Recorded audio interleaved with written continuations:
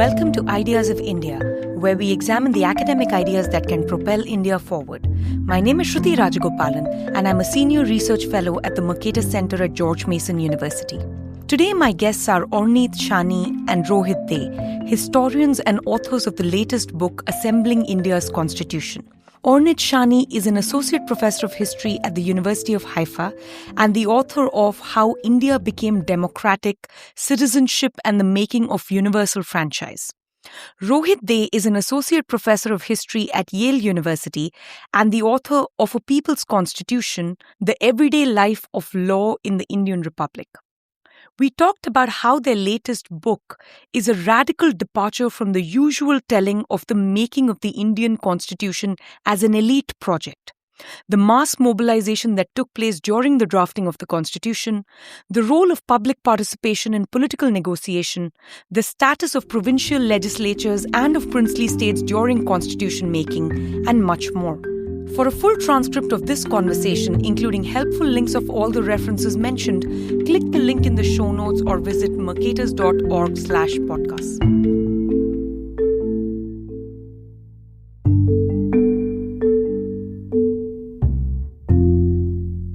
Hi Rohit, hi Ornit. It is so good to see you here. Hi, Shruti. Great to see you too. It's always good to be back in conversation with you. Yes, Rohit, you're coming back. And Ornit, this is your first time. I'm very excited, though I've read all your other work. This time, we're here to discuss your latest book, Assembling India's Constitution, A New Democratic History. So I actually got the book in India. So I have the Indian edition. And between when we scheduled this and now, I also got the Cambridge edition sent to me in a review copy. And the Cambridge edition actually has doodles and sketches made by Rohit, which is a very nice throwback to your first book, Rohit, where also you did the cover artwork, right? So tell us a little bit about the cover artwork and then we can get into the book. Sure. So the cover in some ways brings together Ornit and my previous covers. So Ornit's How India Became Democratic has a kind of grid of Indian voters voting. And whereas my previous cover has these sort of figures of Indian people who are... Pratap Mehta once said, if you think of the kind of Leviathan, the Leviathan is comprised of lots of small people. So it's sort of thinking about the state being made up of the people. And by combining them, this one, if you notice, the figures are in conversation. None of them are solitary. And each of the kind of scenes is supposed to represent a scene from the book of people actually meeting and talking about the Constitution. Yeah. So about the book, so I want to start by situating the book in the broader literature of how Indian Constitution has been sort of described or understood by scholars. And for a long time, the dominant accounts framed the Constitution very much as an elite project, though, elite can take many different forms and mean different things. One influential version and sort of the most influential or salient is typically associated with Granville Austin. And, it talks about the Constituent Assembly as this, site of extraordinary political leadership, a gathering of the great men and great women who forged together, a constitutional consensus amidst great difficulty in the middle of partition and so on. A related but sharper formulation is maybe Sunil Khilnani, where he treats the Constitution almost as a gift bestowed on the general masses or the population of India, and that this group didn't even fully grasp the gift that it received from the elites, so to speak. More recently, there's been the argument by Madhav Khosla where he frames the Constitution as a pedagogical project and not just as a procedural document, where the effort of the assembly and the assembly members was to teach Indians how to deliberate, reason, form consensus democratically. And then there is another sort of strand, which is a challenge to this narrative, and it shifts the attention from political leadership to sort of bureaucratic or technocratic leadership. So, this is books or papers or discussions about what happened in various subcommittees, what happened in the different drafts, discussing figures like Ambedkar. More recently, B.N. Rao's contribution. This is, of course, the work done by historian Arvind Elangovan. But still, all of these different strands are still very much situating the conversation as one between elites or among elites, right? And I've always found these accounts a little bit unsatisfying because I think they're very analytically tempting. They're very straightforward. They're easier to track. They're normatively attractive, but ultimately I find them quite patronizing. Maybe because they presume that constitutional meaning, constitutional imagination, consensus building, authority, it all primarily resides amongst the elites, while everyone else is, just receiving or complying with what has finally been discussed and placed on paper.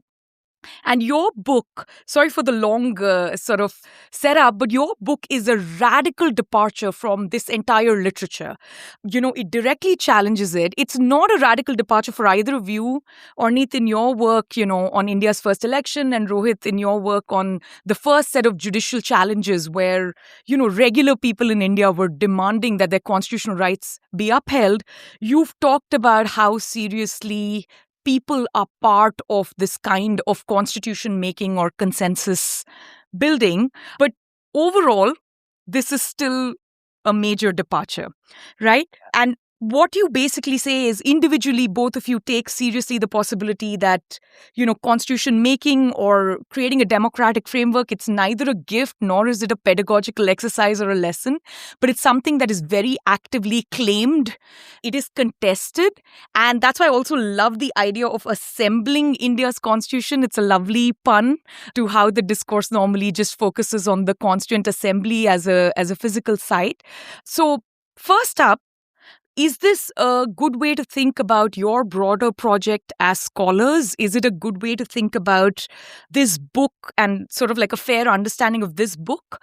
And also that you're not just adding new actors to this elite-centered story. This is a very different setup and a very different staging and not just an expansion of existing number of people involved. Shruti, I think you laid it very well, the kind of the different strands in the literature, and just taking you on from the point about we're departing. And we're departing in few ways. We're departing in our method, we're departing in the way of understanding, we're departing in terms of, the previous literature you described hold some prior assumptions when they look at the constitution. I mean, what we're doing, all, the works that you mentioned, ultimately, while having different emphases and focus, they all ultimately produce their work based on the constitutional debates at the Constituent Assembly in Delhi, or looking at the constitutional text itself.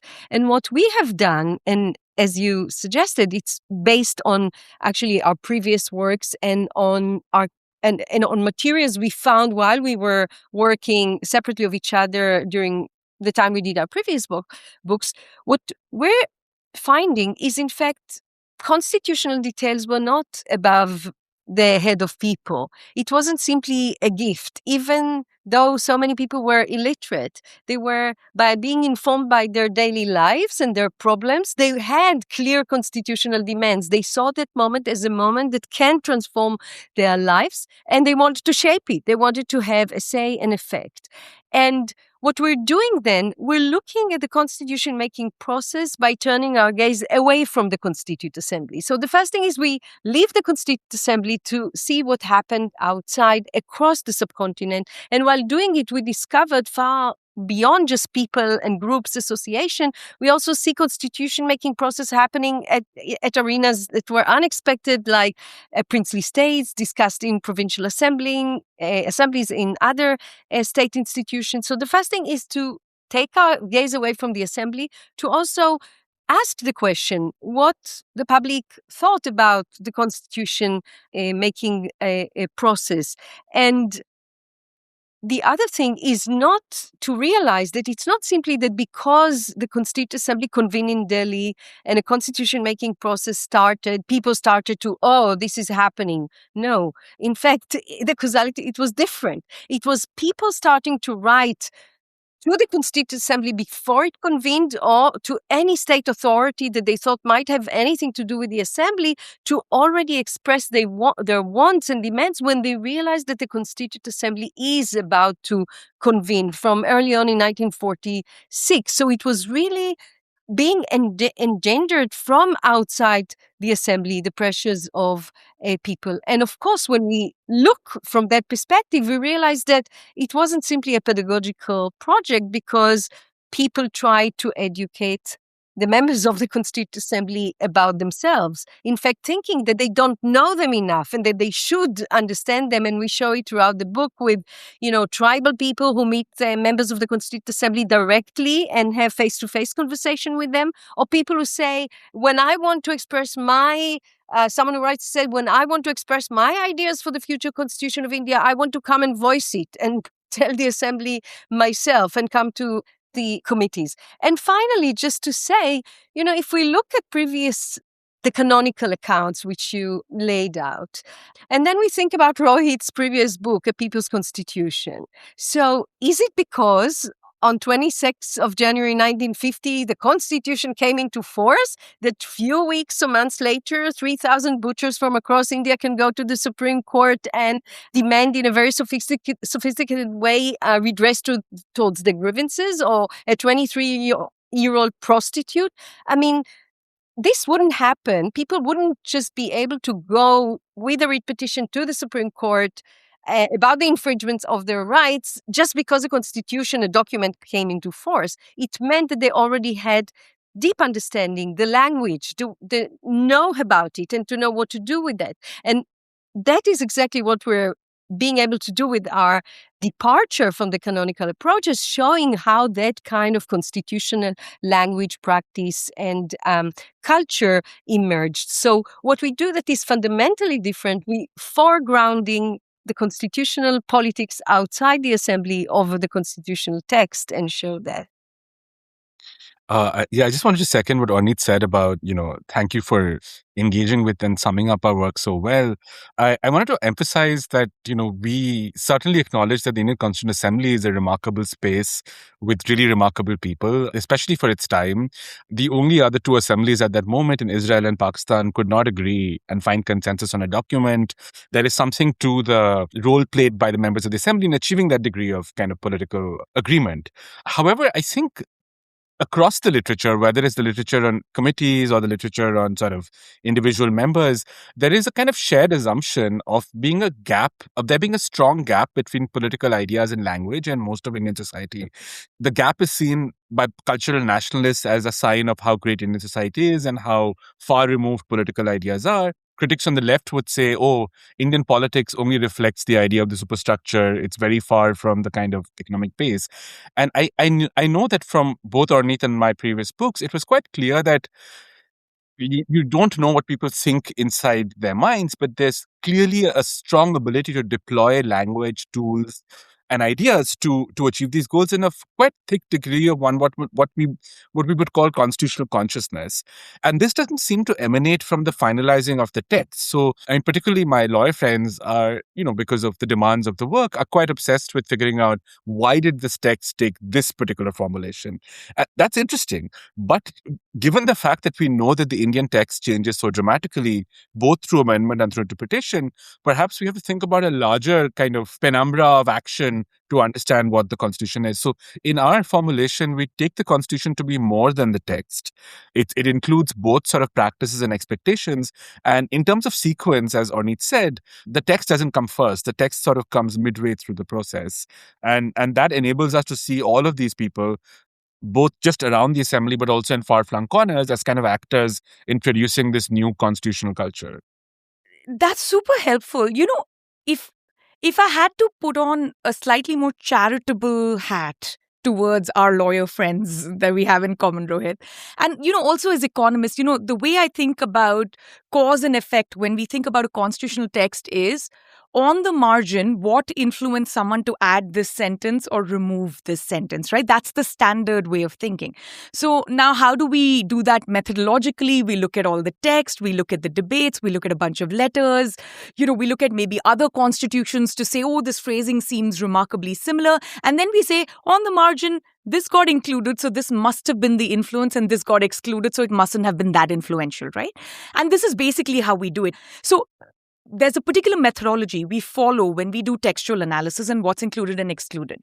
And I think the second departure that you guys are pointing to is you are stepping away from the narrowness of that methodological process, which only looks at text, and thinking about the larger constitutional project, which also lives outside the text, right? This is not just about, it's a little bit, I'm cracking it open a little bit beyond the elite consensus question. Maybe people are just focused on the elite consensus because that's what we can easily study analytically in a tractable way and methodologically in a tractable way. You can look at archives and letters. And what you do is something bigger. So actually, you're not trying to connect it too much to the text and its interpretation. You're talking about more fundamentally understanding who we are as a people and how we started on this particular journey. Is that a good way to think about it? I mean, to give a little bit life to exactly what you said now of looking, something that is bigger than the text. So even when thinking about the petitions and letters that people, whether they're like groups, like different associations sent to the Constituent Assembly. So, we're trying to even trace what's happening behind this specific petition letter and imagine it. So there was a big gathering of members of the organization and maybe more people, and they were assembling together and they were discussing ideas, and some of them were putting together committees to examine the question of the Constitution, and then they had to draft it and to do a vote, and then sometimes to meet again. So it's the assembling of India's constitution is also to try and imagine the many, many, many assemblings. So each letter and petition from a group has huge life behind it in tribal areas. When we talk about sometimes gatherings of 10,000 people, 100,000 people. So this is part of the life of those texts. I agree with you that this is really also about method. And, we've joked about this in the past, but I think a lot of social sciences are about finding one variable that can explain multiple causes, whereas history sort of just adds multiple variables to explain something else. And I think the challenge comes, there is a temptation, particularly because the assembly debates they sound coherent, they've been printed out, they're available and text searchable, to treat the assembly debates as a kind of closed space. Yeah. And, people have already, even before us, begun pushing back at it. But I think what we begin with saying that the assembly meets for a year over 3 years. So even if we take the assembly as the only set of actors, all of those assembly members are talking outside the room, but they're also talking to other communities and groups across the country, right? Yeah. So are we just adding another finite amount of variables? And I think our argument is that it can't just be resolved by saying, okay, instead of 10 people, we're now looking at 100. If we look at 100, it changes how we think constitutional documents work and the life that these documents take. I think there's absolutely, particularly for the purposes of, say, litigation, there's absolutely a value in sort of tracking the textual changes. But if you're taking a step back and trying to explain a larger question as to, even though the text changes, there is a kind of shared sense of certain things not changing. Yeah. Or why is it that people have chosen to continue with this form of politics and not replace the constitution wholesale, as has happened in many of our neighboring countries? I think to answer those questions, we have to rethink the kind of larger role the constitution plays beyond just mapping the kind of textual form. Recently, I read a book which has got nothing to do with this theme. It's called Breakneck by Dan Wong. And he talks about how China is an engineering society, and that also like kind of seeps into social engineering and things like that. And of course, the problems with it. And America is a lawyerly or a litigious society. And, how that can sometimes, while preserving civil liberties, also really stall innovation and change and things like that. And if I had to find like a nice version, I would borrow, Amartya Sen's India is an argumentative society. Like this is an assembly society, exactly how Ornit was talking about, which is people get together, they talk about it, they voice it, even sometimes if they don't think it's going to end up making a big change in any way. I mean, I don't think the young people who are reading out, the preamble at protest think this is actually going to change anything fundamentally because they didn't know the preamble before these young, groups of students read it out. Rohit and Surbi have a lovely piece on it. But it is the act of doing it, right? So I think that I really appreciate your point about we need to think of the larger assembly without just cause and effect or explanatory variables and things like that. There is a bigger story to be told So there. I think just to add, I mean, we're a lawyerly society where we know the courts take 50 years to decide something, Yes. right? So India at 1950 had the second largest number of lawyers in the world after the United States, but it's also a legal system that doesn't function like the United States. It's a lawyerly society without the kind of legalism like the US has. It also has engineers, but it doesn't have the kind of infrastructure to support engineering work. So I think assembly or jugaad or things like that, I think are good analogies. But also like a nod back to Ambedkar's grammar of anarchy speech. Like if he wasn't worried about the morchas and the assembly and the walkout and the protest culture, that speech is entirely unnecessary, and it's one of the most famous speeches coming out of the Constituent Assembly floor. So he's actually trying to tell people, we've given you a document, can you please be more of a lawyerly or legalistic society instead of reverting back to your same old culture of protests and dharnas and civil disobedience. So I mean, if he felt the need to make the speech, the impetus must have already been there in society, right? And I think the larger question, which you don't discuss very directly in the book, which I do think the book can help us answer, is why the Indian Constitution has survived in the subcontinent and none of the others, managed to have the same kind of life. I'm not saying the Indian Constitution's perfect or the Republic's perfect. There are plenty of problems and we can discuss it, but it has survived in a way that a lot of post-colonial constitutions have just not. And one aspect of why it may have survived may be your explanation. Just to add to that, I mean, a lot of debate is about authorship, right? So who's the author? Is it assembly members? How many of them? 15? The drafting committee? Ambedkar? Not just Ambedkar. But I think our book also complicates that question and in some ways makes it less relevant because it's rather, or I guess what we're emphasizing rather than authorship is ownership. And the fact that people started to own not just the constitution making process, the constitution while it was in the making is a key for understanding its survival. It's a key for understanding why, as Rohit was saying earlier, why there was no struggle to just change the whole thing in any way as happened in other places. And that's all, that kind of that deep sense of ownership is also a reason why people feel like that they can have a say. And it's, as we say, our book starts in our first back chapter with our constitution, right? Yeah. So it's the ownership that is part of that. If I can give an example, if we sort of look at conventional accounts or even the assembly debates, there is a provision that abolishes untouchability. Yeah. And if you read the debates, almost everyone is in favor of this provision, right? It almost seems to be, this was the most obvious thing to do. Of course, a modern society was going to abolish untouchability.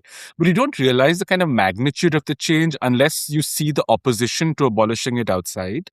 The fact that, Ambedkar was arguing in the assembly, but his party, the Scheduled Caste Federation, was organizing on the ground. Within the Congress and other political parties, in state legislatures, they were passing a number of laws even before the Constitution came into effect.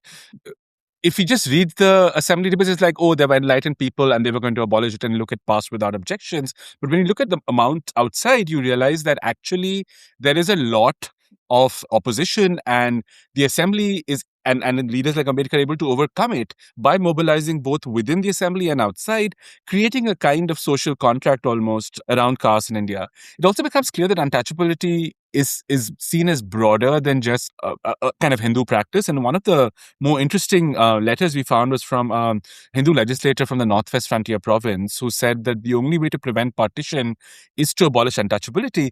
But untouchability for him was the segregation of Hindus and Muslims, both socially but also sort of physically, right? So it's sort of taking untouchability from just being a caste practice to being something that, to have a democratic society, has to be just eradicated across the board. Yeah. We don't realize now how much opposition there was to this. I've had these conversations with my grandparents who were young men and women, while the Constituent Assembly was convening and being debated. And they would tell me stories of their parents, which is basically my great-grandparents, and how one of the biggest issues for both great-grandmothers was allowing untouchables into temples. So this is, the great grandmothers lived in the village. They go to the temple twice a day. This is very much part of their everyday life. And there was a deep division on whether this is a good idea or a bad idea, whether they're going to change the time of day when they do go to the temple, who else will be around, will it be socially accepted? And all these people wrote letters to their, local leaders and, provincial legislators and things like that. So there is, I agree with you that it almost seems like a done deal, and we think of untouchability in a very narrow way, but there is a social fabric, everyday life fabric of which market am I going to and which temple am I going to, and am I buying flowers from this flower seller, which impacts everyday life.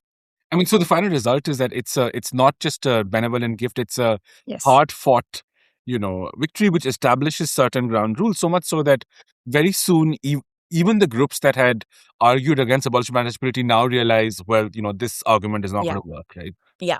No, and a lot of those groups today will say, oh, Hinduism has become so modern and it has, come such a long way. Hindu society has really evolved. There are lots of other cultures within India that have not quite evolved the same way. So we can see that, the same groups have a different perspective on the same event. And just Ruti, what you were sharing about your grandparents, I mean, it's showing how transformative it was, Yeah. right? How, I mean, it's like, because some of the literature you mentioned originally is like, okay, so it didn't change a lot. The constitution is ultimately, so much of it is coming from the 1935 Government of India Act, etc.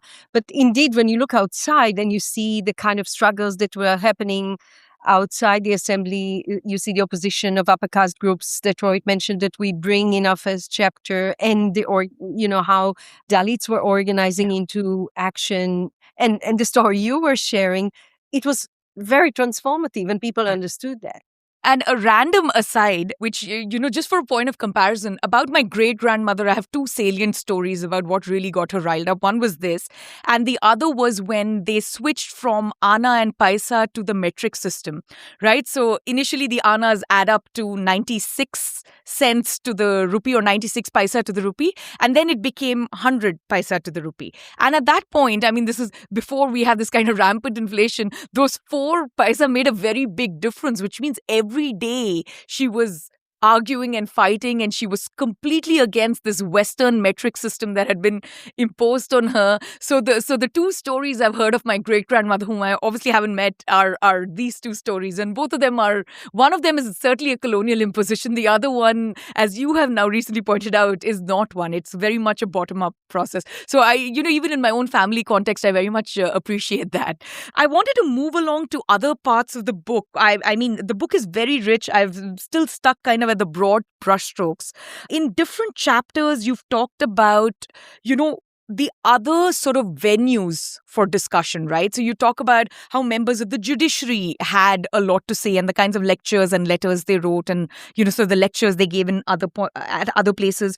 You talk about the role of, say, All India Radio and like distributing draft constitutions and pamphleteering and things like that. But there's also two very important sites from where the Constitutional Assembly is convened. One of them is the provincial legislatures, and the second is the princely states. So the Constituent Assembly members weren't directly elected, right? They came through a particular formula of, one representative per million. At that time, there was still British India and the princely states. And after partition, while the constitution is being debated actively, Patel and VP Menon are also going all over the country trying to stitch together the union.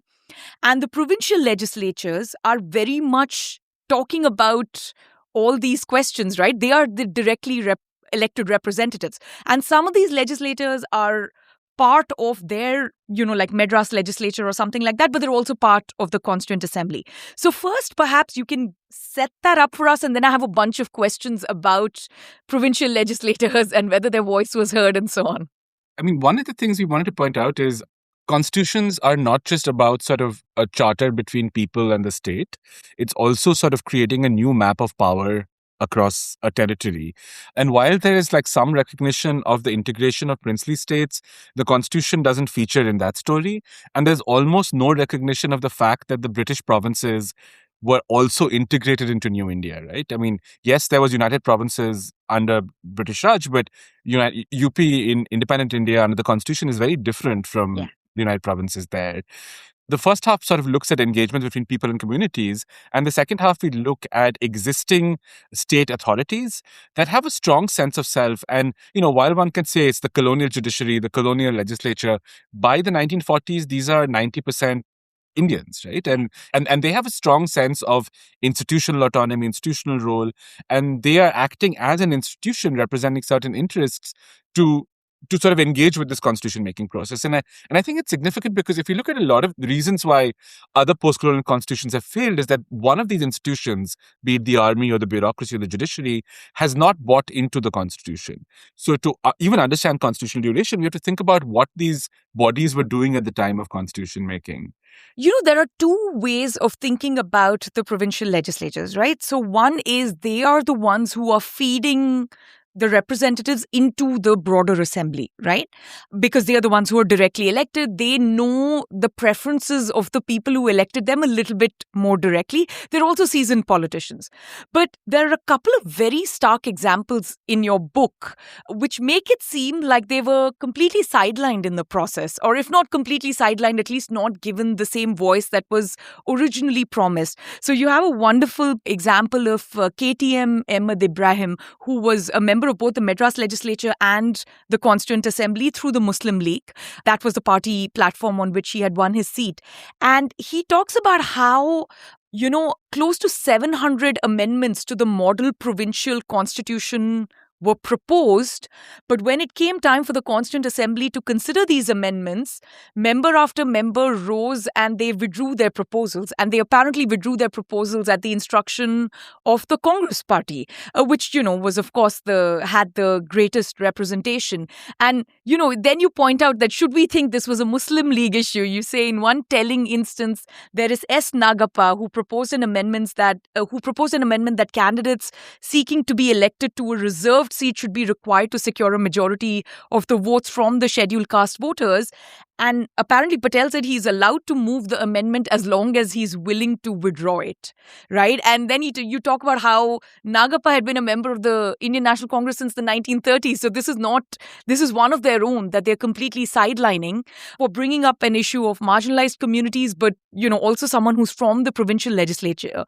So what is a good way to think about what was happening? Should I take the hint that you've dropped that this was a Congress affair all the way and run with it? Or, how do you think about this complexity and nuance when it comes to the status of provincial legislatures and provincial constitutions, which was still on the table at that time? I think one of the things that this episode you described brings about is that there are at least two visions of how the Constituent Assembly is a representative body. For the Assembly's leaders, especially after what Nehru says in July, just before partition, is that Constituent Assembly is a sovereign body. We're not beholden to the British Parliament. We are, like any constitution-making body, a kind of sovereign authority. Originally, the draft constitution was supposed to be sent to the state assemblies for discussion, and the Madras Assembly says, can we see it? And the secretary writes back and says, you've already elected members to the Constituent Assembly. They're going to sort of decide it. It doesn't need to go back to you. However, in defiance of this, the Madras Assembly says, well, we are also actually, unlike the Assembly in Delhi, we are a real elected body. And we have been in existence for a long time. We even debated the Government of India Act, which was passed by the British Parliament. Why should we not participate here? And I think in those discussions, it becomes clear that one is a kind of practical question that, as you mentioned, just given what the size of electorate was, most state assemblies were more diverse in terms of party affiliation and sort of ideological or community representation of the Constituent Assembly in Delhi.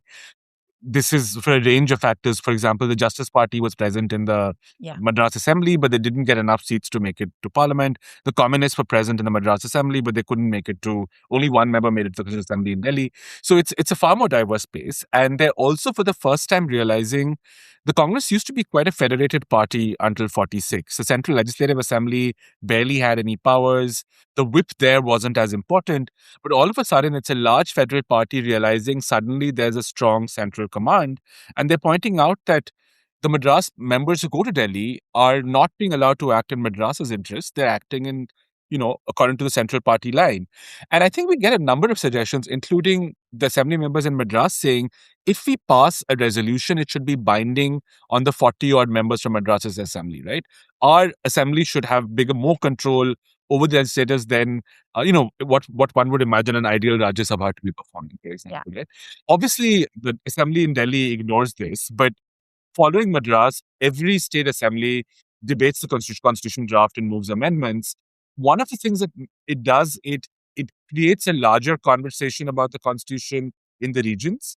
Vernacular press reports on it. Local parties get engaged. So people are aware of what is happening. And there's a lot of critique of the centralizing drift of the constitution. Someone says, are we just dummies? Like, why do we have these states? They're turning us into municipal corporations by moving all of these issues to the center. And it sets up a dynamic that I think has existed in India since then. The constitution can be read in various ways. Do we read it really as a federal constitution, or do we kind of give in to the unitary power structure, which at that time is being done largely through the party? This is super helpful. And in the book, you also point out other examples of this pushback was not just in Madras, right? This pushback is happening in other parts of the country, either directly through provincial legislators or through directly by the people, in many cases in the tribal areas, which are actually still part of British India and do have their own legislators. So now coming to the question about the princely states, and you both have also written a separate paper, which is wonderful, about constitution making in the princely states, and I encourage everyone to read it.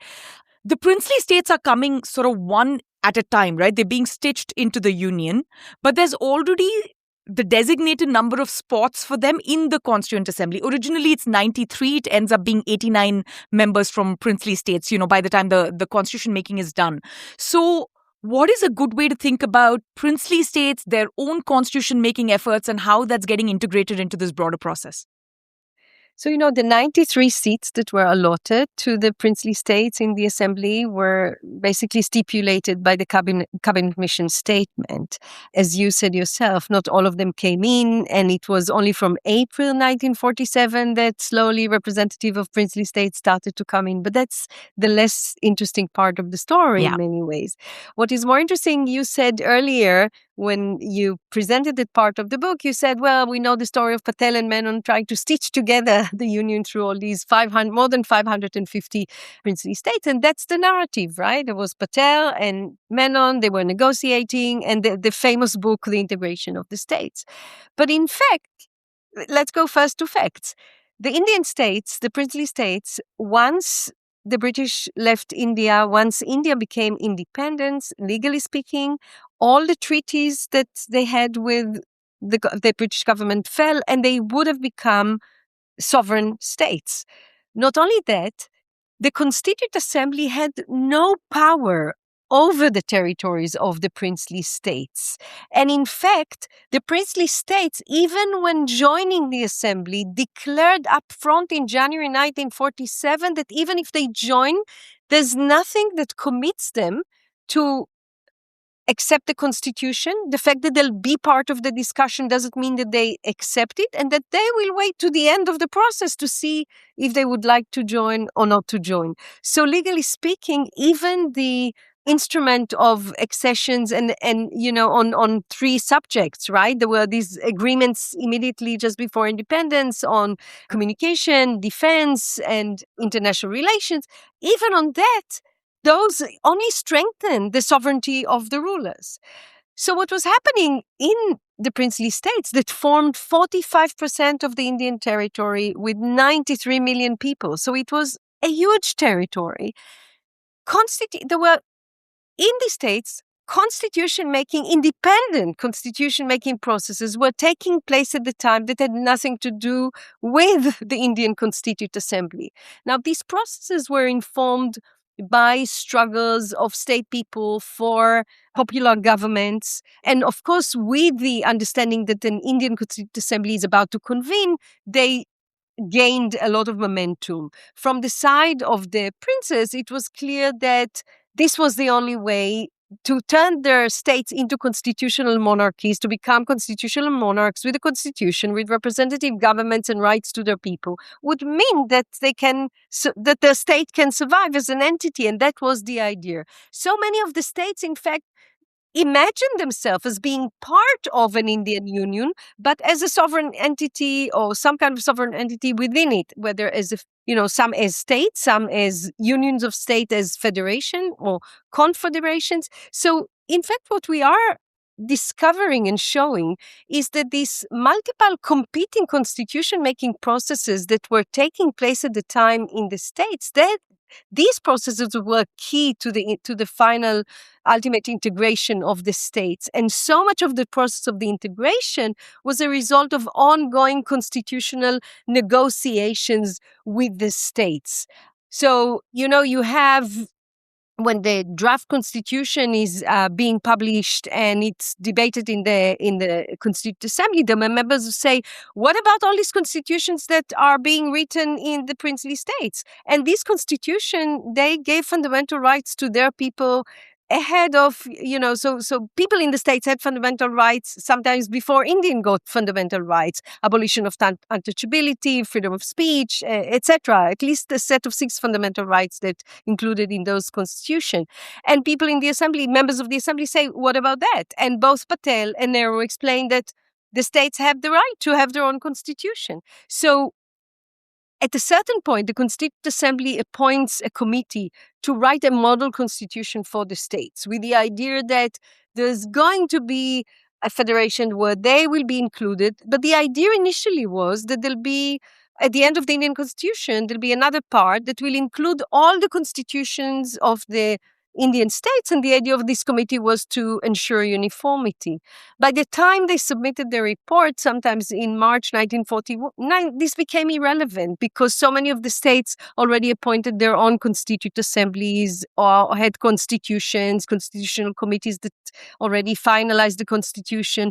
And it ends up as being negotiations with the Indian Union, whereby towards the very end of the constitutional debates, during the last meetings of the drafting committee, members of the princely states are participating in some of the discussions. There's a conference of them in Delhi to discuss it, and parts of the constitutions of the states find their way into the Indian constitution, like the rights of Raj Pramukhs, like 4 states are even allowed to keep their own armies as their own independent armies, and a few other clauses which we cannot see today because we can only see them as like asterisks that suggested something was there earlier because all of these were scrapped in the 1970s. So in so many ways, the integration of the states and their merger was not simply a stitching together, but it was done through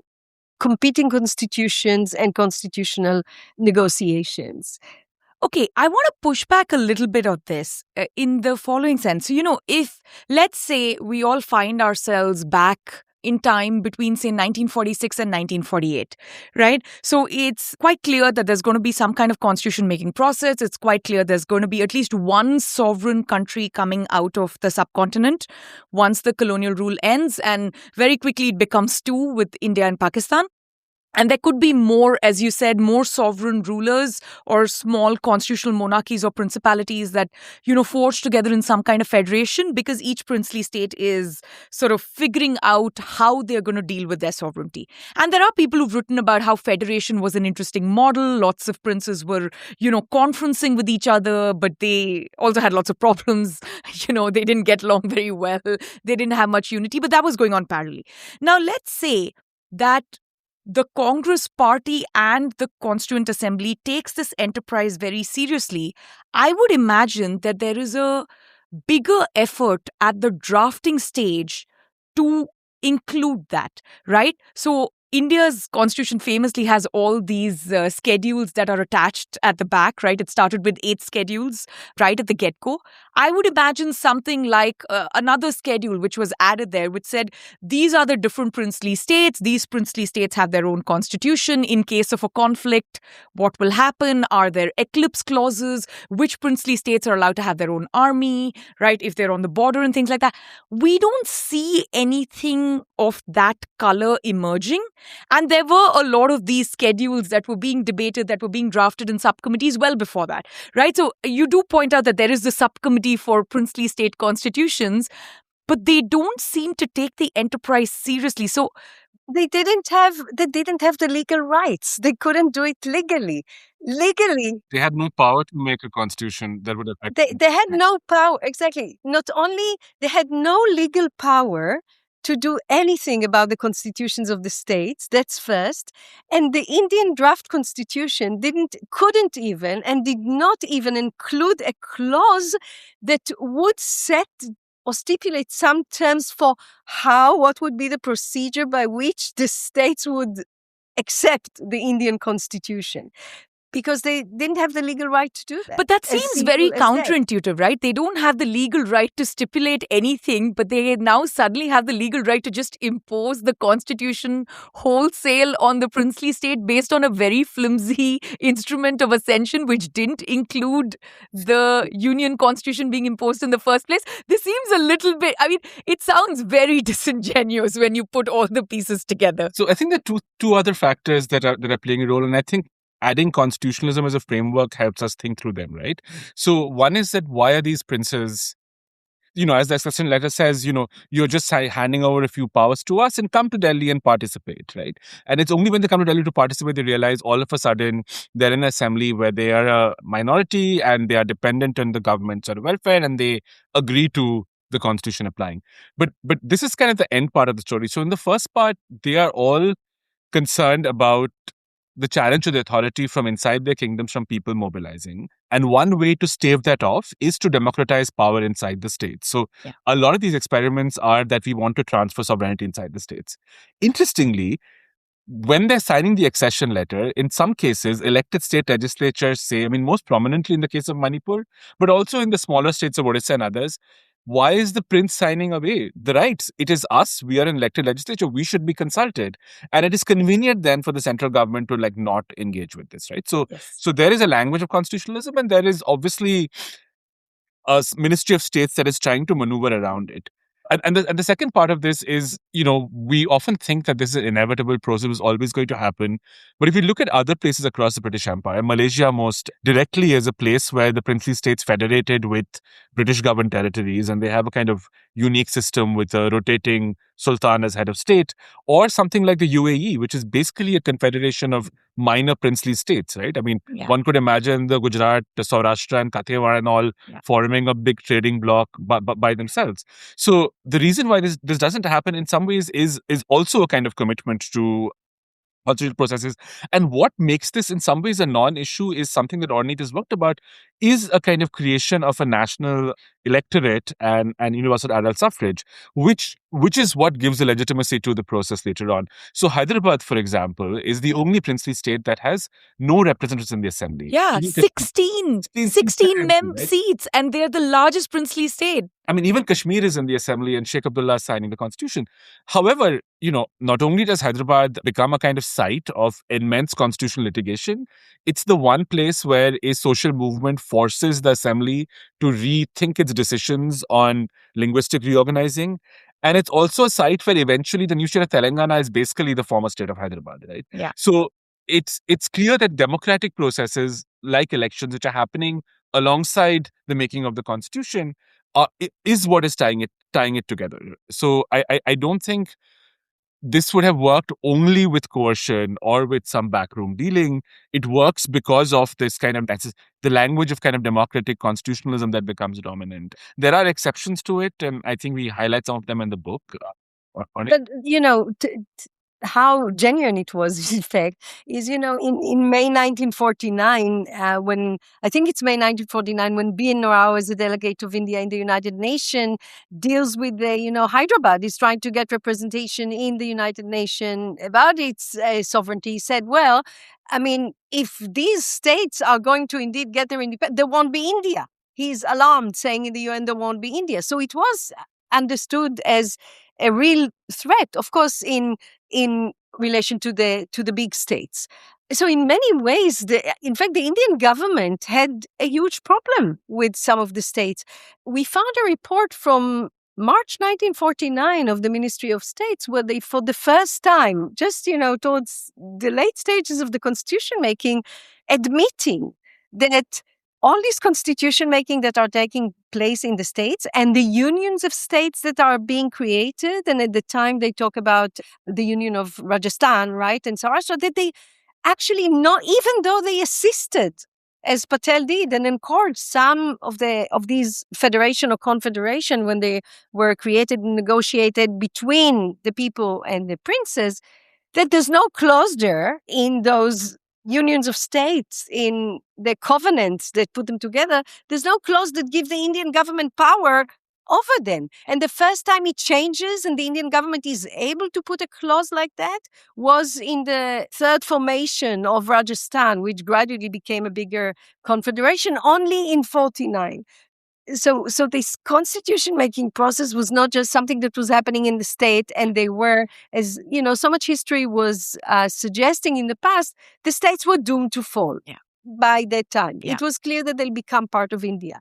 But it wasn't that clear. And especially not to the princes and their divans who were representing them, right? It's also, so, okay, so if I had to back up and tell you like the very, not the academic literature, but the folk versions of these princely states, right? So one folk version is that the civil disobedience movement and the Indian nationalist movement was not just against colonial governments, it was also against the local monarchs, some of whom were very, very, problematic and really deprived their subjects.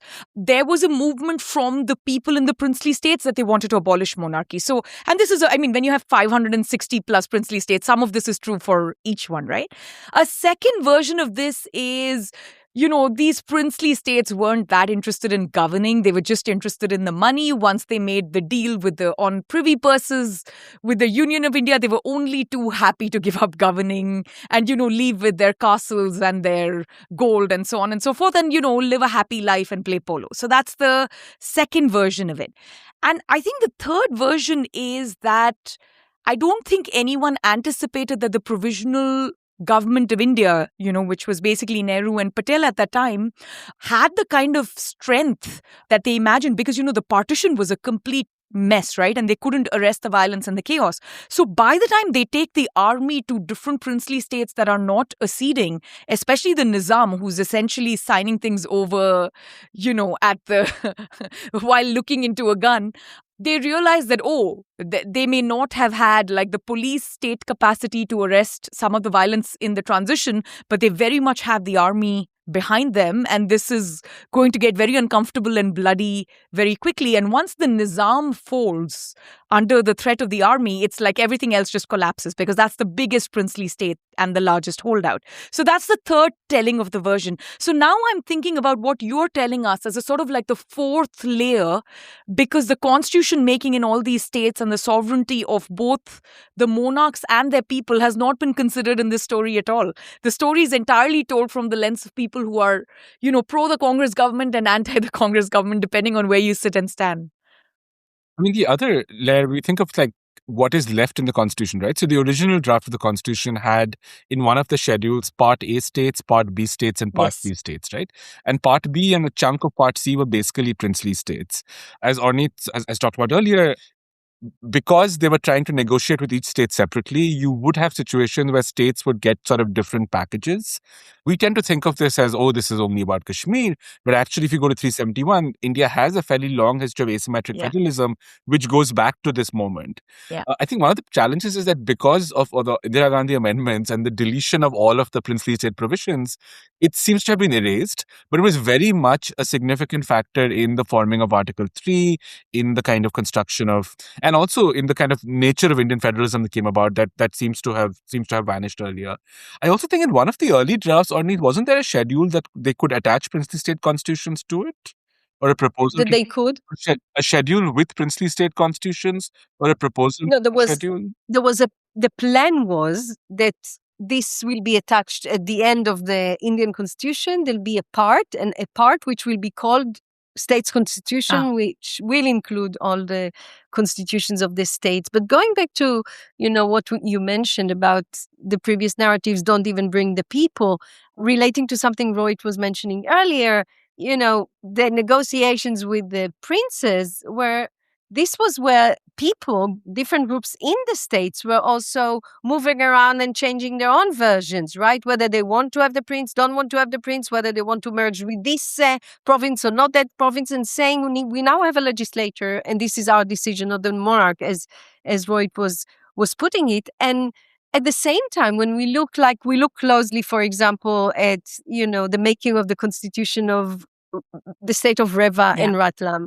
and when you look deeply into the constitution making process in these states that usually these are states that are not looked at but represent many more states rather than Hyderabad or Kashmir or the exceptions in many ways. The people actually wanted a constitutional monarch. So when the head of the constitutional committee, goes around Reva and meets hundreds of people and different representatives of the public, they all want to have their constitutional monarch. They also want their popular representation in government. And so the monarch was important to them. Yeah. So it wasn't as, the story is not, that's the other angle. The story was not uniform in all the states, which also made it a little bit complex. So when you think about Saurashtra, the rulers made very easily, they signed a covenant of agreement to make the Union of Kathiawar. But then the people of Saurashtra forced a completely different union. So it's politics that ultimately also informed not just Indian constitution making, but politics in India later on. And so many of the residues of the entities of states remained later on, whether it was in tax laws or in different legal systems that were existing there, that took even extra years to be adjusted and aligned to the Indian legal framework. And also the monarchs didn't lose their influence and power overnight, right? A lot of them actually stood for elections in the first election, the way you've talked about when you've traced that entire story. And even today, I think Gayatri Devi holds the record for winning by the largest popular margin in democratic history anywhere in the world or something like that. And that story continues all the way till the emergency. So they do become quite... I appreciate what you're saying about the politics of it. But, there's this other thing where sometimes when I read the Constituent Assembly debates, I worry about this great men and women coming together to make this great document kind of thinking. There's some very dodgy things going on in the Constitution. So, you've pointed out some of them about how amendments are being forced to, propose but withdraw it. There's a lot of action happening within the Congress party, and the, Congress party whip is doing certain things. But my favorite sham or farce proceeding is actually the election of Rajendra Prasad as the president. So this is happening on 24th of January, 1950. HVR Iyengar is speaking. And he says, Mr. President, and this is the president of the assembly, which is in fact Rajendra Prasad. And he says, I have to inform honorable members that only one nomination paper has been received for the office of the President of India. The name of the candidate is Dr. Rajendra Prasad. Loud and prolonged cheers. His nomination was proposed by Pandit Jawaharlal Nehru. Renewed cheers. And seconded by Sardar Vallabhbhai Patel. Continued cheers under sub-rule of blah, blah, blah. I hereby declare Dr. Rajendra Prasad to be duly elected to the office of President of India by prolonged cheers. Like this is how we selected the first president. So sometimes some of it just seems a little bit off. I mean, do you know why I am a little bit attached to this Congress party having this overwhelming influence on constitution making and sort of elbowing their choices into the final document when they wanted, and sort of, getting into the consensus process when they thought they had no other choice? So one of the things you pointed out is that there is this pre-constitutional post-independence period where the government is really flexing its power in ways that are unexpected. And a lot of the 50s is they're shocked to realize that now that there's a constitution, they can't do it like this again, right? They perhaps don't even anticipate the ways in which this constitution will bind them. I also think this is something that happens vis-a-vis the states, where their idea that they could exercise power the way they did in that period post-1950 gets seriously challenged. So I think one of the things that's interesting for both of us in the moment is that people don't know how the constitution is going to work. There are a lot of different readings of what it would mean in practice. And one of the concerns, they also don't know what adult suffrage is going to throw up, Oh, because yeah.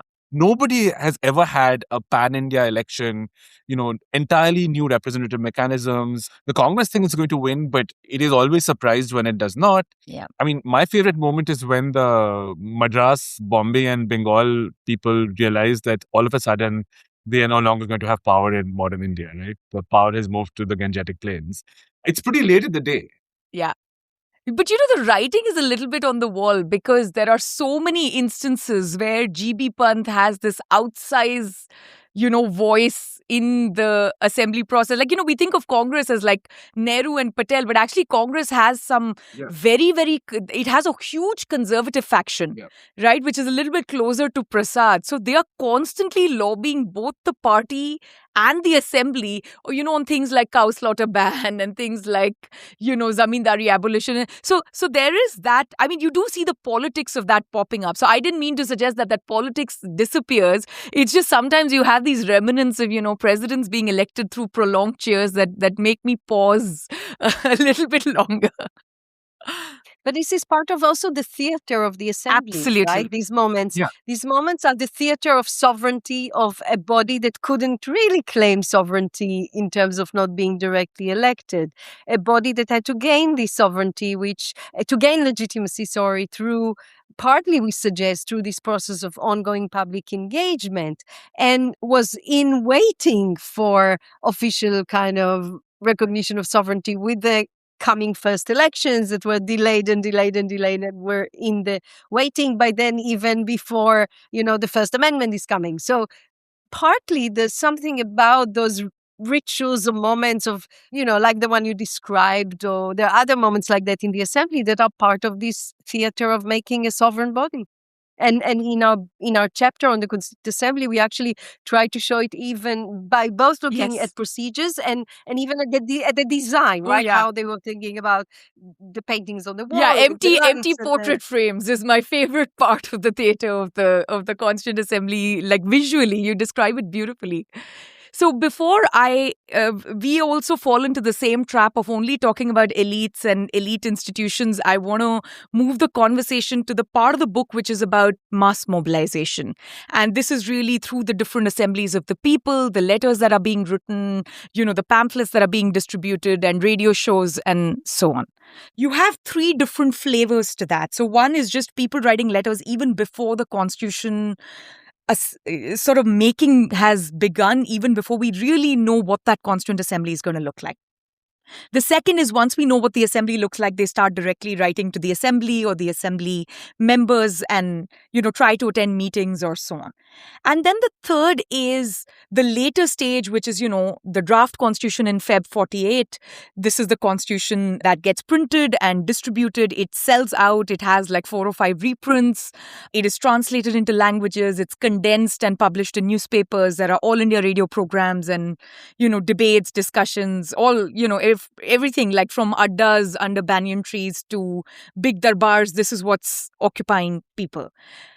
But once we start thinking about it, sort of pre-partition India, that time is about 400 million people, right? So even if you take hundreds of thousands of people, you're talking about a very tiny subset, right? So it's 1%, 0.1% even that we're talking about.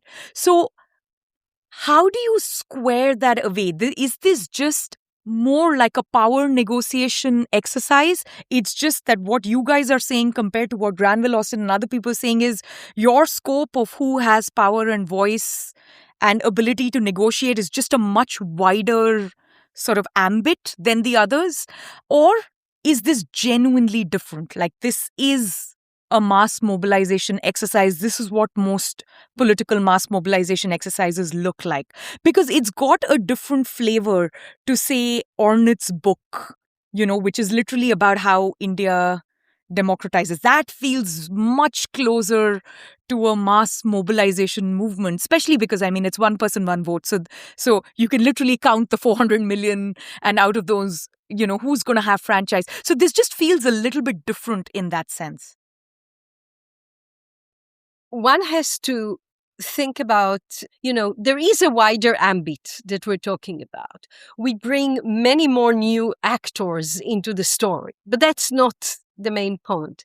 In some ways, the main point is it relates to something that Rohit was mentioning earlier about associations and the culture of association. And every letter that arrives to the assembly, or at the time, say, if we look at the time when after the assembly convenes, after just once the Constituent Assembly setting up the advisory committee, and the public knows that the advisory committee will appoint the minority subcommittee, fundamental rights committee, etc. Once this is happening, public wants to have representation in this committee. They want to educate the assembly about this is who we are, you don't know anything about us, and this is what we need. Yeah. And they think far beyond colonial categories. Yeah. Many more groups that present themselves in new and different ways. Now imagine every such letter that comes in, what is behind it? Behind it is like, yes, there is an organization that makes an assembly, that meets up. But to meet up, they need a space. It's a big space, a schoolyard, a temple, in the forest. We show in tribal areas gatherings of more than 10,000 people, 100,000 people. So it is masses. It's true that those who communicate, as you said at the beginning of our conversation, there have always been elites of elites, tiny elites, even in the most marginalized groups. That's true. Who might be the literate one to write the letters and send it. Or we have groups that obviously didn't have that sophisticated elites, but nonetheless made the effort to write to the assembly in English, to speak to the assembly in the language that it spoke. But such a letter, such a gathering, in fact, reflects, when you go into it, a real wider masses, because you have some organizations that say we represent 4 million people. Maybe they're not 40 million people, right? Like all kind of groups that say that we are backward caste, we represent 40 million people.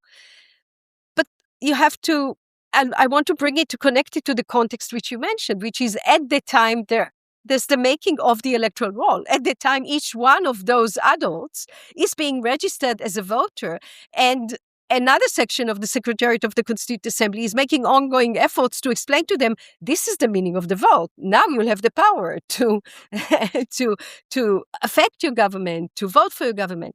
So this is also a big flux in terms of the politics and the many unknowns, which I think makes it far more, even if you think, okay, is it when the scale is even 10,000 letters, 20,000 letters, 30,000 pages, it's still small. One has to imagine what it meant far beyond the assembly in terms of how it reached publics and trickled down. Yeah, I mean, I just want to say that we're not just adding, like, we moving from an 8-member oligarchy to 50-member oligarchy to maybe like a 2,000 person group. Right? I didn't mean to suggest that. I meant to suggest a different imagination. Yeah. So I think, in a way, what we're trying to do by asking this question and taking it out is to change how we think about sort of constitutional authorship or production of ideas. I also think, I mean, the numbers thing, in a way, always breaks down in India. So you have a lot of work on the if you follow some historians of the left, it's like India was on the brink of a revolution. There was a kind of powerful communist party. You count the numbers, it's actually quite small. It's mostly some trade unions in major cities, right? Similarly, when you start looking at sort of numbers of people who are in the RSS or other right-wing organizations, it's still pretty small. But the numbers do not indicate the degree of influence the ideas of both the left and the right could have. So what we're showing is there's actually like a wide circulating body of ideas. And in some cases, it's being produced by the people, and in many cases being consumed quite widely. So they're not just writing, as Ornit said, not just writing to the assembly, they're also speaking to each other.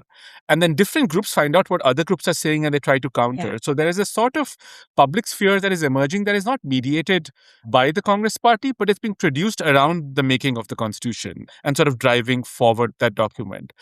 And finally, and I think, I know you've not asked us this question, but we get asked this a lot, is what do we do with the language of the petition, which is often in English, right? So if there's a letter coming from, say, Munda tribals in English, like, is it an authentic letter? And I think one of the things we've been trying to... I find that question offensive. Yeah. Personally, I find that question extremely offensive, but carry on. Yeah, so, I mean, every time you have to communicate with the state, whether it's in ancient India in Sanskrit or whatever, or in medieval India in Persian, you have to speak the language of the state. So if they did not write, as some people did, there's a letter in Santali which nobody could read, the only way they would be heard is if they took the effort to find someone who would translate their work into English. And now we dismiss it because they're speaking English, right? And there's a moment where actually Jaipal Munda in the assembly is, someone points out to say, you wear a suit, so you speak English, you live in the Imperial Hotel, so you're not really a tribal representative. And he says, well, should I come here in my feathers to like demonstrate my tribal identity? I mean, this is a kind of, so I think the how much is enough to measure democratic participation can't just be done by numbers. There has to be like a way to think about communication, vocabulary, and circulation of ideas. Shorty, just to add to Roy, it's not just about the question of does it reflect democratic participation? Because what we're saying ourselves in the book is that this engenders a process of democratization. It doesn't mean that it's democratic, but it does engenders a process of democratization in the way it is being trickled and the wide range of these ongoing constitutional politics. No, you're absolutely right. So again, I didn't mean to suggest, like when I was giving out the numbers, I think that's just my economist brain trying to make sense of the world. I don't literally mean like you go from a subcommittee of 12 people to a constituent assembly of 300 odd people to, 3,000 people. I don't mean it that literally. I mean it more in terms of the way we think of mass movements, say, during the emergency, or even the Indian nationalist movement, the various civil disobedience, the satyagrahas, the salt marches. The numbers there are really different. So I know India is a place of scale and the numbers are always like really, really off. But I always wonder if when we think about who's getting included and who's getting excluded, we are being thoughtful about not just the representation in terms of diversity, but the representation in terms of maybe density would be the right word, right? So to me, in that sense, the All India Radio programs, like those sorts of things represent density much more than just the letters, right? So there is a question of who's actually writing. So yeah, sure, it's the, few thousand Adivasis who actually know English and who've been to school and who wear a suit who are writing the letters. But there might be a broader group of people who are actually listening to the programs. And then there might be an even broader, subgroup of people who are going to the morchas or the darbars where all of this is getting debated in their constituency or, wherever their representatives are meeting. So is there a way of layering this and making sense of it? Because the actual constitution making, the reason we love it so much and it's so analytically tractable is it's so clear. It's like, okay, this guy's the president, this guy's the advisor, he's the chair of the drafting committee, there are these many subcommittees, these are the people who chair each subcommittee. It's so neat and so tempting in some sense, right? But I think that's the kind of archival error, right? So one of the things we discovered is, we all know this, no one talks about it. The assembly physically meets only for a year of the 3 years they're in session. Members keep leaving, dying, departing. Their degrees of participation aren't measured in the document. Yeah. So Hansa Mehta, who we found, is in the assembly speaking maybe thrice on the records, one of which she's singing a song, one she's giving the flag. But if you start looking at subcommittee meetings and other texts, she's a kind of whirlwind she's everywhere. who's everywhere, who originally isn't on the subcommittee. She gets in only after Amrit Kaur and others insists because they keep saying, we already have one woman, why do we need two? Of course. There is a way in which the neatness of the record doesn't show what's happening. There's also lots of clues, right? So you see, for example, someone, Thakurdas Bhargav, insisting on cow protection being under fundamental rights Friday evening. Monday morning, he's dropped the demand. Yeah. We know he met somebody talked to him, there was a redrafting. So those, even Austin says all of this happens outside off stage. And what we're doing is just expanding what that off stage is. The off stage is much larger than just the off stage of the legislative hall. No, I love the point you made about the radio represents the density because, when we discovered how many programs were on the Constitution and different aspects of the Constitution, and in so many languages, Radio Lucknow, Radio Trichy, Radio, and, the program for school children, program for women, program for understanding different procedures and terms of the assembly, and the range of it and the culture of listening to the radio. There's the book by Isabel Huka. The culture of listening to the radio and it's masses, right? It's not because every family has a radio transistor, but if one family in the village has it, so everyone or many people can come and listen to the radio. So I like that point. And it's through our, digging into the listener, the All India Radio magazine. And also there are some, actually the recordings are mainly of the assembly.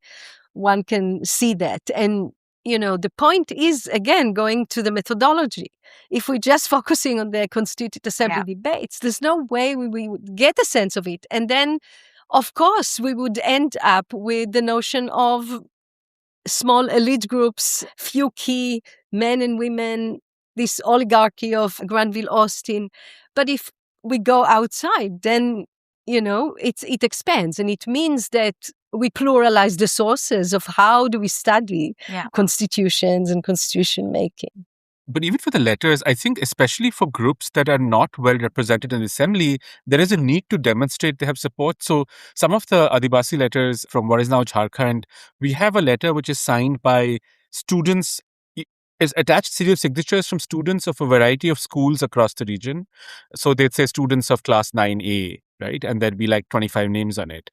Yes, you might circulate something, people just sign it, but even that act of something being circulated means there's some communication. So while certainly there are letters that, as a South Asian academic once told us, Indian uncles write letters to newspapers all the time. So there are some that are definitely the genre of some guy sitting in his room, like dashing something off. Most letters have to be produced, have a kind of constitutive impact. So think of that like as a mini production or a mini radio show that is bringing things. No, and I think, it's important. So again, in the social science, especially in economics, we always ask compared to what, right? So, okay, you're talking about elite movements versus what? Okay, mass mobilization.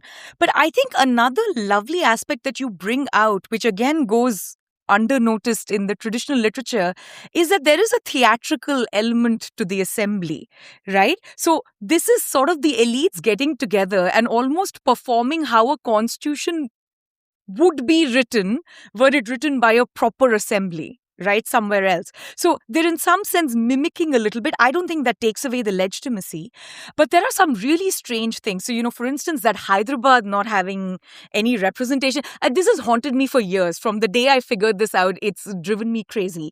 There's another one. So we elected the president of India with prolonged cheers and an uncontested nomination. So it's also like, okay, if you think that people writing letters from Adivasi groups in English doesn't have legitimacy, this is not exactly dripping with legitimacy either, right? So there is a little bit. So we're partially joking and making fun of the 6,000 pages of constitution making that we've all been traumatized, reading for decades at this point. But it does somewhere start mattering. Yeah, and actually, we have our chapter, what we do in the book after the 4 chapters of looking at a range of constitutional politics, constitution making outside the assembly, is going back and revisit the Constituent Assembly. And we look at it as the theater of the assembly. I mean, like a very important work to mention here is Steve Legg's work on roundtable geographies, where he did work on the roundtable conferences and looked into the question of the atmosphere and the theater of these roundtable conferences. But as you say, this theatrical element was necessary for the assembly to actually make itself, as it claimed, we are a sovereign body that was not elected by everyone. It came out of, had an issues of legitimacy, and partly this is the way. And a lot was invested in doing so. I mean, we do talk about the Congress Expert Committee that was sitting ahead of the convening of the assembly to think in advance about all the procedures and some of the rituals and look elsewhere to try and see that. And of course, this was also what enabled the work of the assembly, right? To change the decoration, to put the lighting, the acoustics, the empty frames. The empty frames, exactly. And of course, if you break it down to the members and partition, right? There's like violence, rationing, there's no fuel, the scarcity of food. Yeah. And you need to feed these people. And some of these people, each of them have their own habits and demands. We take one person who kept his records very well to be able to show the readers what it meant to host in Delhi a member of the Constituent Assembly. So this theater is very important. Yeah, so I mean, the theater is important. It does lend legitimacy, but it's also interesting for me how one of the things that I know for a fact lends legitimacy is how many of the themes that are discussed in the letters are salient today, right? And you guys are very careful as scholars. You never make the connection to modern day. You just kind of leave it to us. But it literally in every single chapter. So, if you look at the anxieties of the provincial legislatures, they're saying, hey, Delhi's taking over. Their numbers are more, what's going to happen to the rest of us? This was supposed to be sort of like a union of states and provinces, but it seems to be highly centralized, right? And I mean, you can easily imagine Stalin saying the exact same thing today. I mean, MK Stalin, not Stalin, saying the exact same thing today, right? And if this got published in the paper, no one would blink. It's the same thing with, Chief Justice Kania. The entire, is it going to be the executive or the judiciary which has primacy in appointing judges, has been going on for such a long time. And they basically just have a gentleman's agreement and they never clarify it in the constitution. And because, of course, this is a provision where we want a lot of vagueness and no clarity, right? And then, like 75 years later, it's still completely vague. And now we're basically appointing judges through a memorandum of agreement. And we've completely abandoned Article 124. So that is another continuing thing. The Madras legislature, people are talking about Tamil versus Telugu, right? The Kashi states, Manipur, all the sort of northeastern belt, both the tribal parts and also how states get integrated. So like layer after layer, these are legitimate and these are legitimate claims and they were meant to mean something because of the fact that it's just persisted for so long. Is that a fair way of looking at sort of mass legitimacy? You've captured our argument because, if we sort of look at founding moments, there is something about a moment that is complete, right? This sets the parameters, it is there. The fact that these conversations continue, but they also continue in shifting and changing what the constitution means, sort of makes us move to the idea of assembling. So we use a kind of simplistic analogy in the book, right? When we think of founding, it's something monumental. We come together in a collective effort and we immerse these ideas in the foundations. And if the building collapses, it's because the foundations are weak to rebuild something anew. When you assemble something like IKEA furniture, it might work with a few different tweaks. You can add additions later on. Some things will make the whole thing collapse, but you can kind of patch it up and you can actually move it from place to place, right? So if you sort of think of the Indian constitution... And also like a ship of Theseus kind of thing, right? Like you're going to change a few things and it's... something that is basic, right? So in a ship of Theseus, you could replace every part. In an assembled feature, if you remove the basic structure, will collapse. Yeah. But it can do with some addition and some subtraction. So in a way, we wanted to capture there is that helps explain the moment more. And I think a lot of the founding language really comes from the American Constitution being such a centerpiece in constitutional history. It's an outlier, it's an aberration. But it's an outlier. This is the thing, Rohit. Nobody else follows it. It really shouldn't be the basis for understanding other places. What you captured is one of the basic arguments in our book, that disengagement from outside the assembly with the constitution in the making turned it, while it was already made, into an open site of struggle. And all those things that you were mentioning are a manifestation of how it is still an open site of struggle. And you have the text, but then it's democratic politics that, continues to give it shape and is being animated by the notion that it is, unlike, a founding or unlike the American text that is so difficult to change, it is an open site. The number of scheduling amendments.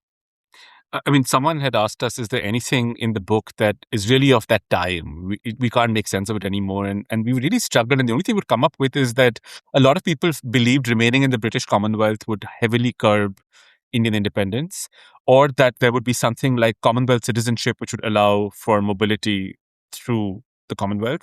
But apart from that, everything else, we were surprised as well as how current, many of these sort of claims and demands seem to I be. would also say princely states.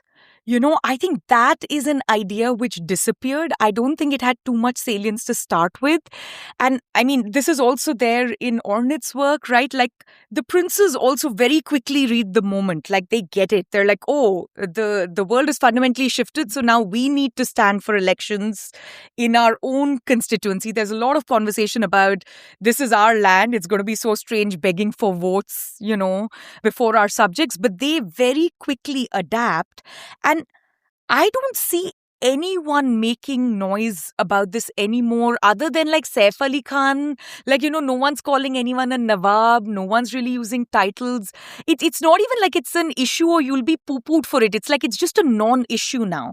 Even if it was salient in the 70s with the Privy Purses getting abolished and stuff like that. So I think that might be another remnant which has just completely disappeared. I mean, we'd argue that the princely states remain as a kind of invisible background. If you sort of even do a count of how many chief ministers of former territories of princely states come from ruling families, everyone from, Veerbhadra Singh in Himachal Pradesh, Amarinder Singh in Punjab, there's a range of former princely elites. As you said, they Yeah, no, I don't mean the princes disappeared. I mean, in popular imagination, I think people just took the idea of we are sovereign and we are the individual voters, we have universal franchise and just ran with it. Like they don't think of, we have caste hierarchies, we have other hierarchies and status marker, but the princes being this special thing has just disappeared from popular if you think imagination. Of the princely state as a political identity Oh, rather yeah. than sovereignty Sure. of the prince. So that identity remains Yeah. a salient political identity. Of course. Yeah. And where we see it immediately in the first elections. Yeah. And in following elections, but it's very strong during the first elections. And there's a work by Kanachan Chandra on, the long life of princes in Indian politics.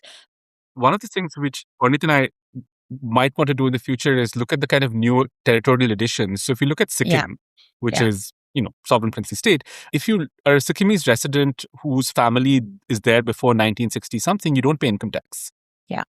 Right? So it's written into the constitution. So the idea that you can have separate clauses and privileges of certain states is a fairly old idea. It's not exceptionalized to Kashmir and kind of remains in 371. So I think in those ways, it's invisible, but it very much forms the infrastructure of certain kinds of politics. No, I agree with you, but they're still a little bit different from some of the other live wires you point out in the book, right? Like the judiciary thing is just a live wire. Speaking of judiciary, so I mean, this is a question to both of you, but maybe some of Rohit's work speaks to it a little bit more. Normally, when we think of judicial interpretation, there's this big question of what all should be included in judicial interpretation. Should it only be the text of the Constitution? Should it be constitution making, which is, all the debates and amendments and the drafts and things like that? Or it should be something more? Now, you kind of crack that idea open with your book, right? If it is not a constitutional moment and a founding moment with this final text, which we take as given, now what gets included? Can we start including letters? Especially letters like asking for referenda to remove elected legislators. It's awesome. I love the idea, right? So tomorrow, if there's a constitutional amendment floated, can we give it legitimacy saying, hey, this is a 70-year-old idea, right? Whether it's linguistic states, whether it's tribal movements, is this a way of now reopening what gets thought of as a constitutional document, or that's not how you intended at all? I would be very careful pushing that, but that has less to do with the nature of sources and more to do with the nature of judicial adjudication in India. I don't think judges make the best historians in kind of evaluating or sifting through evidence. And they don't even make the best judges, Rohit. It's hard for them to also be the best historians. And they retain strong contempt powers. So there are two or three things that I think we've got back from practicing lawyers that you can take away from this. One is that, despite voices that you could call, regressive or conservative, there is a broad acknowledgement that whatever is coming in India will be democratic, and the state will be an agent in transforming economy and society. And I think what is extremely clear that the state is going to challenge caste order. So even kind of defenders of caste privilege seem to acknowledge that. So that is something I think that if you want to think about what we understand as basic fundamentals of the Indian Constitution, I think it broadens that idea.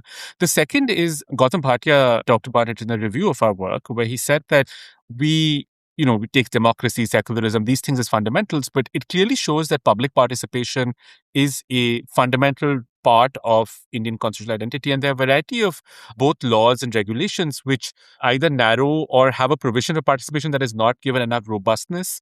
And there's a way in which, in reference to, say, the development of the Central Vista in Delhi, courts could emphasize that it be followed more strictly.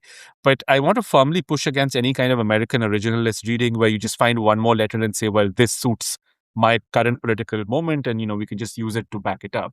But that's exactly how we do jurisprudence in India, right? Like suddenly there are cases where they say, those drawings on the margins of the constitution that were added after the constitution was written? Yeah, exactly. Right. So like, I wish everyone could see Rohit's expression right now. So there are people who make claims that, Ramayana is in those margins, and like Ayodhya and Ram Janmabhoomi has to be thought of from this perspective. And it's like, hang on a second, that came as artwork well after the constitution was adopted.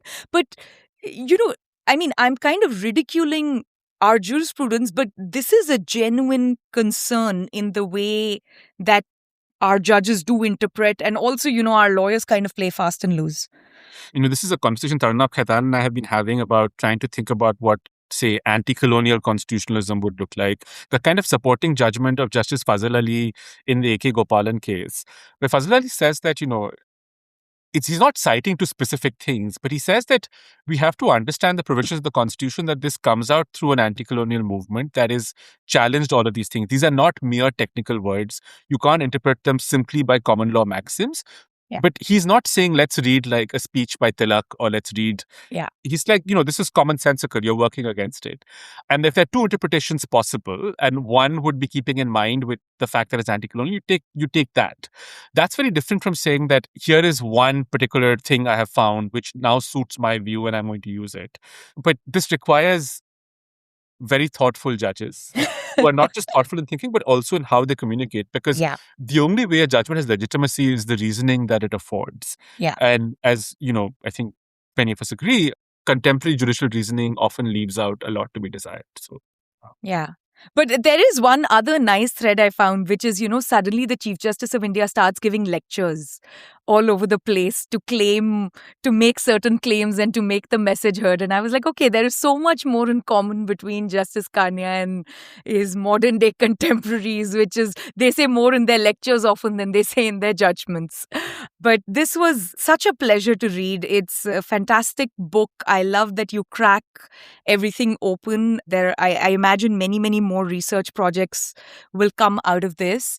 But I really hope you guys write something on partition as the backdrop, and how, I don't know, I don't think it changes fundamentally what you're saying, but it's a different prism or lens to look at everything that you're looking at in terms of coalition building and consensus building and mobilization. I think, Shruti, you might like what we're working on, which is on the First Amendment, where we didn't get a question from you about business and economy, but that becomes central to who are the kind of players who are engaging with the First Amendment. So, oh, yeah. So according to me, so this is actually great you brought the First Amendment up, because I have always wondered, is the First Amendment part of constitution making, or is it actually an amendment? Because it's basically just written by the provisional parliament, right? So this is when the Constituent Assembly becomes the provisional parliament, but before the first general election, and there's fresh elections and a government. And so to me, it very much feels like a continuation. It almost feels like a weasel way out, right? To give legitimacy to the Constitution, you needed it to be adopted unanimously, but there were a lot of tensions. So now we'll do it during the amendment, and all those tensions just crack open during the amendment. And it's a much more complicated story. I'm very interested in it because of all the changes it makes to property rights and free speech and things like that. But there's much more to the First Amendment. No, I wanted to say we had a section. We have a written section on the First Amendment that was originally in the manuscript, in the book. And very painfully, we took it out, realizing that this is going to be a next thing because for the coherence of the story we're telling. So it's coming. We're promising. No, that's great. And I'm glad you left it out because it's fundamentally a different kind of constitution making. Right? So when we think of judicial constitution making, that's a different kind of, you reinterpret the constitution, whether it's Golaknath, whether it's Keshwanand, whether it's modern day cases about NJC and all. But I think there's something very specific about the First Amendment. I remember in Shankari Prasad, one of the first challenges to the First Amendment is, hang on a second, the procedure requires it's a bicameral legislature. This is a unicameral legislature. On procedure alone, it should get defeated. So there is something unique about the First Amendment versus every other amendment that comes after it. So I think it's worthwhile looking into it. I'm very glad you're the ones who are doing it. Really enjoyed it. Thank you.